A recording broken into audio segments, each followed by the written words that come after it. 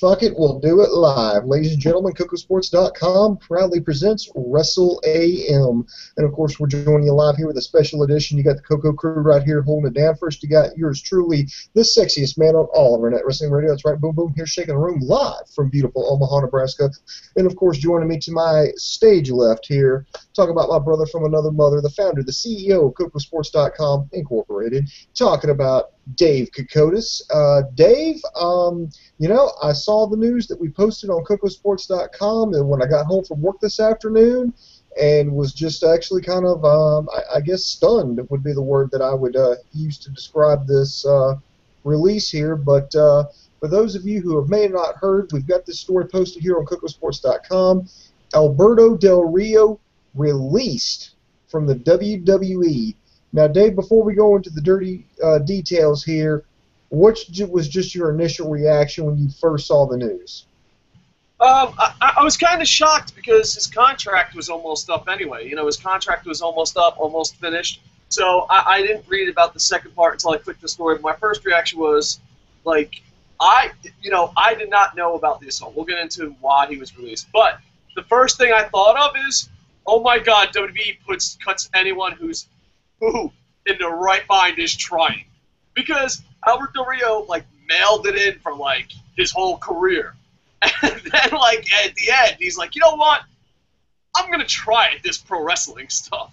And he put on good matches. You know, it was good matches. I enjoyed the last month that I had. I enjoyed his match at I enjoyed him on main event the last couple months more than I did his whole career.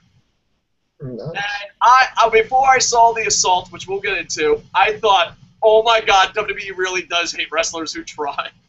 Because Alberto Del Rio was pushed to the moon when he was fucking mailing it the fuck in. And then he's like, you know what? I'm going to go out with a bang. I'm just going to try this wrestling stuff. I'm going to put some effort into it. And then I'm like, wow, Del Rio, where has this been your whole goddamn career? And then I read the headline, he's cut. And I was like, the first thing I thought of, I know it sounds ridiculous, like, WWE really doesn't want you to try.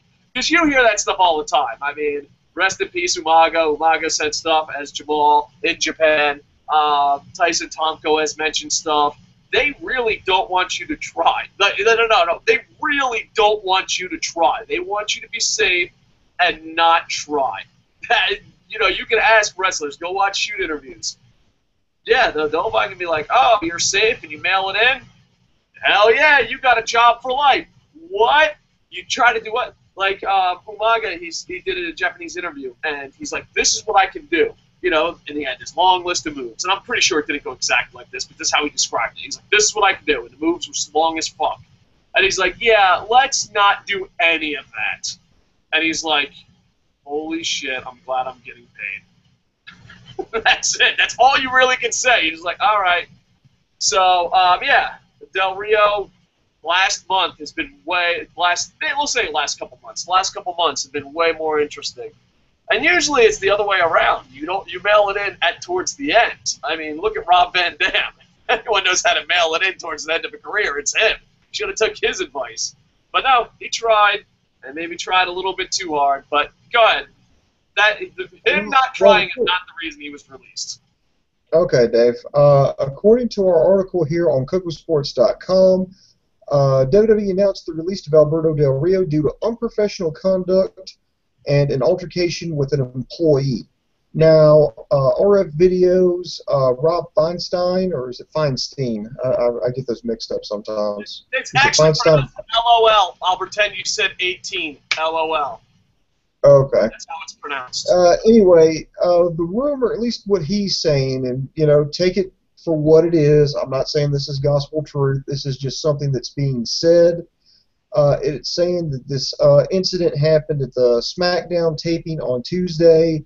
Apparently the rumor is, and I do stress rumor, that an employee who did work on the internet site and, did internet work, did social media, basically he hit this guy or slapped this person, and then boom, it turns out he's fired from WWE.com because he had a guy who was working on their website, whatever. There are some. This is where I put on like my tinfoil conspiracy theory cap here, or as Dave Cocos calls it, his hat. It's kind of funny that just as soon as he hits a internet employee backstage, he's automatically released. But when WWE announces his release, they use Alberto Del Rio, not his actual real name. Now, Alberto Del Rio, for those of you who may not know, it's not exactly his birth name. And his birth certificate is Head Kick Crow Cup. That's actually his birth name. Let's be professional around here. All right, go ahead. By the way, I just want you to know, I'm pretty sure other broadcasters are doing this show. But, dude, is anyone coming up with the fucking 90s references like me? I don't think so. Go ahead, Booms. No. But they released Alberto Del Rio. They didn't release him under his real name. And so, could this be like some kind of angle that they're doing? They're trying to, I mean, it's not without, I'm just going to say, just hear me out. It's not outside of the realm of possibilities, because you could argue that WWE's starting to charge up some of their undercard guys. I mean, Dolph Ziggler's just got a push. You could argue that Heath Slater is just getting a push. So, take it for what it is. Maybe they're going to, he's going to be, fired and then, come back as under a mask. It could be just a number of different things. But Dave, do you think it's legit, or do you think this is just kind of a storyline or a work that WWE's doing? Well, if it's a storyline, this is going to come as a shock. If it's a storyline, it's in bad taste and it won't work. Oh yeah, it's probably a storyline. I mean, it's in horrible taste. You don't fire 55 plus employees and then be like, oh, let's do a storyline where we fire someone. That would be in horrible taste. Yeah, it's probably a storyline. And not only that, but at the end of the day, no one would care, and it would ruin your credibility on your website, WWE, because, then, yeah, no. The more I talk, the more it might be a storyline. Because let me say, if it is a storyline, it's in bad taste. That has WWE written all over it. No one's going to care. That has WWE written all over it. And it will ruin the credibility of anything you read on WWE.com. Yeah, this has the Triforce. This might be a storyline. And you know what? If no one cares, it ruins their credibility, and it's in bad taste. Well, fuck. It just seems like this might be this has the Triforce, the trifecta of what WWE loves in storylines. So, yeah, maybe it is a storyline. Now, Dave, believe it or not, this story even takes a more unusual twist, if you can believe it. All right. The story further goes on to say that a representative from TNA reached out to Del Rio literally minutes after the word got out that he was fired. It said the company wants to bring him in for the next TV tapings, and that while it won't be cheap to sign him, their deal with Spike is looking better than what it did last week. So it could be help them to bring Del Rio in. I mean, to me, Dave, this just sounds like something that came off kayfabe news or something that would be published in the Onion. It just seems like it's just weird. Okay, so Del Rio goes to the SmackDown tapings. He gets, for whatever reason, gets angry enough to hit not a wrestler, but a regular just internet IT guy there at WWE. Gets fired. WWE announces his release. TNA calls him up and wants to bring him in for the next set of TV tapings. And I'm like, wow, this just sounds really. I mean, it just sounds just so fictitious. It sounds like something like me and you would write if we were just fucking around. Yeah. Well, it's just, if it is fake, it's just bad. It's not good. It's not like, wow, you tricked the internet. Listen. When you go on a news website and lie, and then people fucking say, oh, look what WWE did, and then you're like, we tricked them. No, that's not tricking them. That is just lying. And at the end, when you lie, is the product going to be any better? So I don't know. I'd be shocked. I would be shocked at their stupidity if this was a lie. That's it. Like I sit back. Okay, let's just say for the sake of argument, Dave. Let's just say for the sake of argument that Del Rio has actually been released. Everything's legit, and TNA has reached out to him. I don't think Del Rio could immediately go on the TV tapings. Wouldn't he have? Even if you do get fired, don't you still have a 90-day no-compete clause? Every contract is different. I know a lot of WWE fans are like, well, this is what it says on CM Punk, and this is what it says. Dude, every contract is different. You don't know, Jericho's contract's different than RVD. So it really just depends on the situation. It depends on his contract. His contract was almost up, and WWE, let's go with the usual. The usual is you have a 90-day no-compete clause. Now, if you're fired, does that change the situation? I don't know. So, but let's say everything is legit, because if it's not legit, it's just a bad, horrible storyline. Horrible storyline. But if everything's legit, if I'm Alberto Del Rio, I am suing the fuck out of everybody. And you're like, what? Alberto Del Rio? He's the one suing someone? Without a doubt. Big Show still has a job. The problem with WWE is they do not have rules. The problem with WWE is the rules bend and break as they will. I guarantee John Cena, Randy Orton, and all these fucking guys probably don't take as much piss test as Zack Ryder does.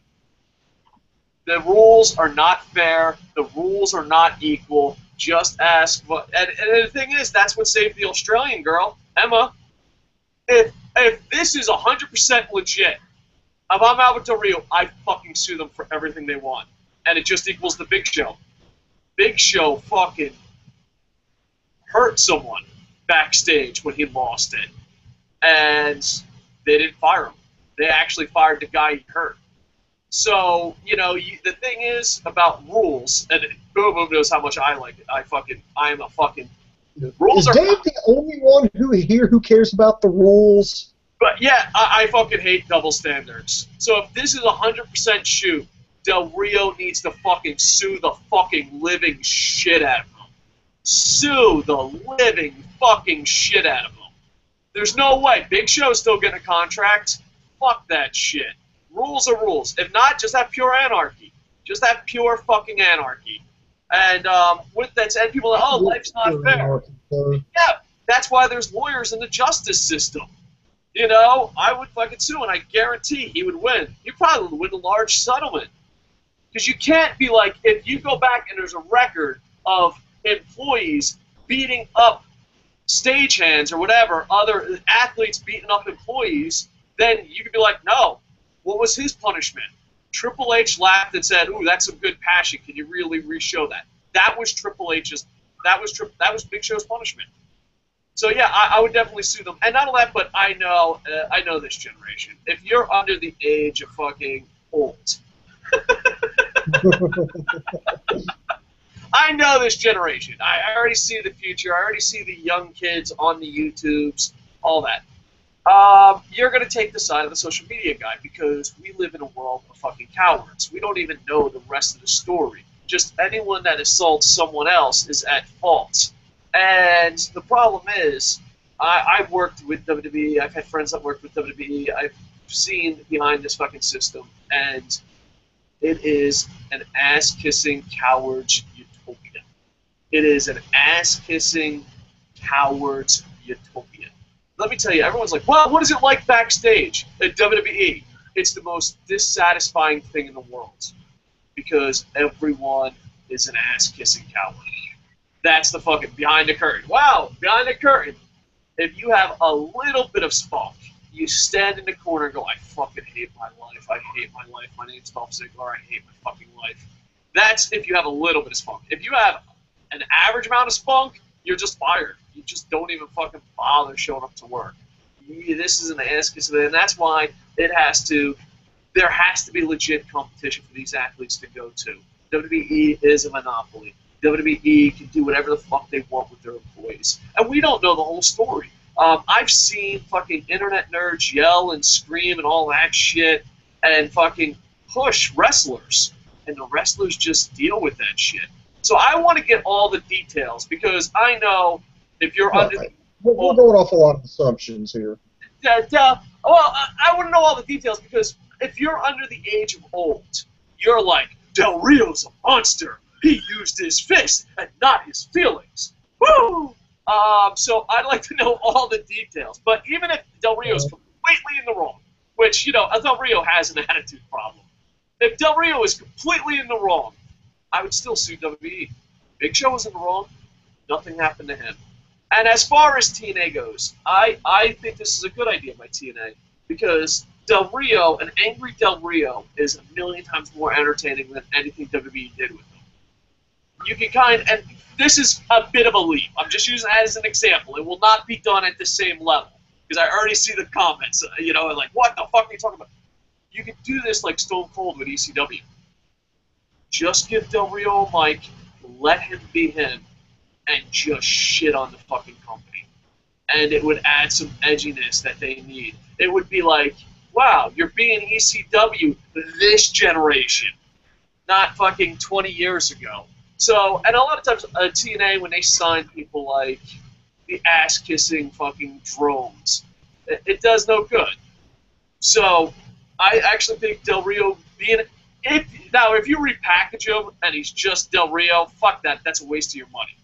Don't repackage him. Get him as close to his name as possible or let him use his real name. And then just let him cut fucking promos and put on angry matches. If not, the Del Rio to TNA will be a failure. Because the whole thing is, I hate the fact that WWE guys go to TNA, without a doubt. I fucking hate that as an old-school TNA fan. But there are some that succeeded. Kurt Angle, Christian, the Dudleys, EC3. I think that's it. I can't think of anyone else that succeeded. And I think if Del Rio's used right, you could put him on the list. So, go ahead. You were about to say something, Booms? Yeah, I was going to say the TNA was actually wanting Del Rio because they were hoping to have some edge. There's talks that SmackDown is going to move from Friday night to Thursday nights, and so TNA's a little nervous, and they want all the ammunition they can get because they're going to have to fight off pretty much an onslaught by WWE. So if that's the case, I mean, one, do you think that'll make a difference? And two, even if not, I mean, how do you think about SmackDown and Impact going head-to-head? Because technically that's not like the Monday Night Wars. That's not when in 2010 when TNA tried to make the jump and then it didn't work. They went back to Thursday. This is going to be TNA's only show versus WWE's B show. Yeah. I mean, what are you thinking about that matchup? I think when WWE goes, we don't care about TNA, I think it's full of shit. I think it's full of shit. And there's times where TNA fans are like, oh, WWE copied, WWE. I think right now WWE is more desperate to hurt TNA than ever. I think that's why the NXT is doing a pay-per-view, because NXT costs a lot of money to do a live pay-per-view compared to having it shot and done in the can. So they're spending money on September 11th. That's one of their last months. They're moving. Now, granted, from everything I've read, WWE doesn't want to move to Thursdays. Sci-Fi wants to move them to Thursdays. So that could be a thing. But still, they're moving it there. And I only think the only reason Stephanie McMahon is in the main storylines right now is because they have a fucking little pee-pee contest to see whose female character is better. So, yeah, to me, I just think WWE's like, oh, I don't care about TNA, but it seems like you're doing a lot of moves recently to attack TNA when they're down. So who knows? Maybe if they feel they don't have competition, that they'll help buy more of their fucking network. I mean, someone has to buy that network, right? Someone has to. Yeah. I wonder how much it is. What, TNA? For the network? No, WWE's network. I wonder how much that is. They're both going at the same price. You can go to eBay right now and you buy the network for $9.99 or TNA for $9.99. I'm sorry. Too soon. Too soon. I got to do an Impact review. All right. Booms, I got to do an Impact review. So let's wrap. Oh, let's do some live comments, then go. All right, hold on. We got two live comments. Trevor Ranter, appreciate the live comment. Hey, man, nice discussion. Hey, man, nice comment. Really appreciate you listening live. Colin Day says, if it is a storyline, could he join the Angry Guy faction? Yeah, that would be kind of cool. But the problem is, once again, the Angry Man faction, they don't even care about. I mean, really, let's put it this way: Angry Man faction's like, oh, gas, they're all black. Gas, they wanted front row seats this whole time. You know what I mean? Like, that's where the Angry Man faction went. Like, don't worry, we're gonna do something later. Yeah. Why did we? Yeah, for all how much we worried about it, they didn't even show up on this past Monday Night Raw. I know. Well, maybe Vince is like, I don't care if you're an Angry Man faction. You're not sitting in front row. And he's like, that was the whole point of the faction. Tired of getting bad seats. So, yeah, I think it would be cool to have them to the Angry Man faction. The only problem is they're dropping the ball. Like, the reason why the internet went crazy for the Angry Man faction, we pictured Miz, we pictured Dolph Ziggler. Hell, you could even put Big E. Like, you could put all those guys in there, but really, who they got besides maybe Kofi. Kofi, and I love Kofi, but maybe Kofi's the only one that deserves to be angry. What do the other two have to be angry about? We're NXT guys, and we just premiered, and you know what? Fuck you. You guys should be angry. Kofi should be angry. So really, it should be Kofi, Ziggler, and that. And then if you do add him, A, it would add a little bit of interest, but his contract's coming up, unless, of course, they re-signed behind the door Iggy and all that. And there's a lot of planning and a lot of tricking going on for the end prize not to be that good. It's kind of like I have a daughter who's, you know, in the habit of lying now. I don't know where it came from. I guess it's just that age. She's about to become a teenager, and she lies. And I seen her break her hat. And she's like, I didn't do it. And I was like, really? I'm like, you go to the best goddamn private school in Tokyo, and you can lie about anything. And me visually seeing you break your hat, that's where you're going to go. That's your story. The story was that her brother, who was not there at the time, broke the hat. And I'm like, first off, I want my money back from the private schools. If you're going to lie, you need to lie better than that. And second off, come on, what the fuck? That's what you're going to lie about? The payday's not even worth it. You know, there's a famous story, and I apologize, I don't remember the author's name or teacher's name, that he said, only cheat and lie when it's worth it. When your life is on the line, cheat and lie. Don't fucking cheat and lie over anything. And that's the thing. You're cheating and lying over a storyline that no one gives a shit about. Like, I don't give a shit you broke your hat. That sucks you broke your hat. I'm more concerned that you fucking lied, and I'm doubly concerned that your lie was fucking horrible.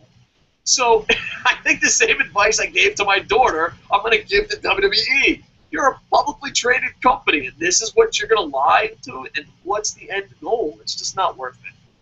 All right, so Booms, let's wrap this up because I got to do 2 more podcasts on today's schedule. All right, Dave Kokotis is going to do a TNA review immediately following this impromptu show. But until then, or after that show, you can always check us out at Kocosports.com. That's KOCOsports.com. It's your home for all combat sports. That includes mixed martial arts, boxing, pro wrestling, amateur wrestling, sumo wrestling, kickboxing, jiu-jitsu, judo, taekwondo. You can get your nose broke doing it. We got it covered on that site 24 hours a day, 7 days a week. Be sure to check out this story about Del Rio and others in our news and gossip section, as well as the video of said Raws, SmackDowns, NXT, Impact, New Japan, you name it. We've got it there on our video on demand section, so be sure to check it out at Kocosports.com. It's where the world goes to kick ass. And Alex the Sauce Boss, you have the last comment of the day. When will you guys do a TNA review? I will be doing one within a half hour. And Del Rio was an okay guy. Boring sometimes, but he is like their only Mexican star that shows up nowadays. Yeah, it's going to be a problem. And in a main event, he cut a nice promo in Spanish that got the fans behind him. So, yeah, you know, I know this, I'm going to end it on a really downer note. When you are a worldwide company and you only hire one of that race or 2 or 3 of that race and they go down and you don't have stars, maybe you should stop hiring fucking Abercrombie and Fitch models and more Mexican and Japanese wrestlers. You know, it's funny because I like, why does it, you know, like WWE like legit had concerns. Why doesn't anyone come to our Japanese house shows? Well, maybe because you're a fucking racist. So, I don't know. I always thought just WWE puts their money into one guy way too much. John Cena, you're our star. Del Rio, you're a Mexican star. Sheamus, Irish. Kenta, you're going to have to fill in for Tajiri. We actually had Yoshitatsu. Exactly. We're going to have to fill you in for Tajiri. So I just think they put their money in one guy way too much. So there's a lot of great Mexican wrestlers. And the fact that, you know, one of the greats of this generation completely failed, and Sin Cara, doesn't mean that you shouldn't sign other people. And maybe, you know, you have your own network. Hear me out, folks. What about this? Right? Hear me out. Have your own network. What if you just had a lucha show? And then when you went to Mexico, you could show off your own luchas and have the best of lucha. You know? God forbid if we put wrestling on your goddamn network. How much money? Hold on. How much money do you think it costs to run a lucha show? Legit. Probably 5,000 yen. Oh, that's it's $5,000.